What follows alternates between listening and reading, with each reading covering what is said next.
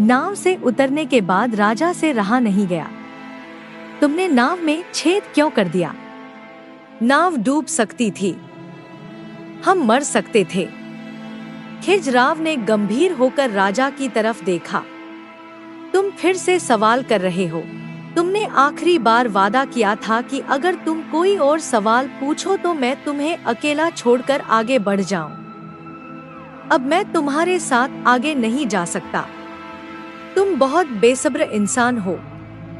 अब तुम्हारे और मेरे रास्ते अलग हैं, लेकिन मैं जाने से पहले तीनों कामों का कारण बता देता हूँ।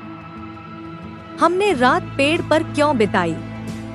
वो इसलिए कि रात में शेर, चीता, सांप वगैरह नीचे रहते हैं। वो रात में हमें नुकसान पहुंचा सकते थे। दूसरा, उस बदमिजाज अमीर आदमी की दीवार सही क्यों करी? उस अमीर का एक भाई था जो मर गया। उसके 2 छोटे छोटे बच्चे हैं। यह घर उन्हीं बच्चों का है। दीवार के नीचे खजाना छुपा था। अगर दीवार गिर जाती तो वह अमीर आदमी खजाना अपने कब्जे में ले लेता। इसलिए मैंने दीवार सही करने का कहा ताकि खजाना बच्चों का रहे और जवान होने पर उन्हें मिल जाए।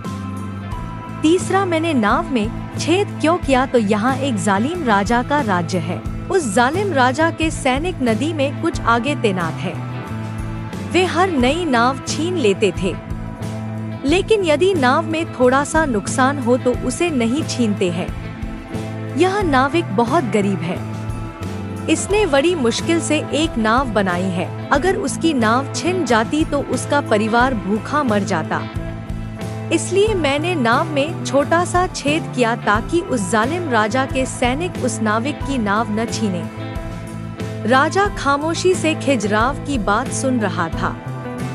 खिजराव ने आगे कहा, तुम बुद्धिमान हो, लेकिन धैर्य नहीं रखते। बुद्धि का पहला नियम है, चीजों को समय दो और भरोसा रखना सीखो। यह कहकर वह राजा को वहीं छोड़कर आगे बढ़ गया। राजा वहीं खड़ा सोचता रहा। मैं अपने आप को दुनिया का सबसे अक्लमंद और दूरंदेशी समझता था, लेकिन आज पता चला दुनिया में मुझसे भी ज्यादा समझदार और अक्लमंद लोग मौजूद। पूरी कहानी देखने के लिए मूवी स्टोरीज चैनल की विजिट करें। पूरी कहानी चैनल पर उपलब्ध है।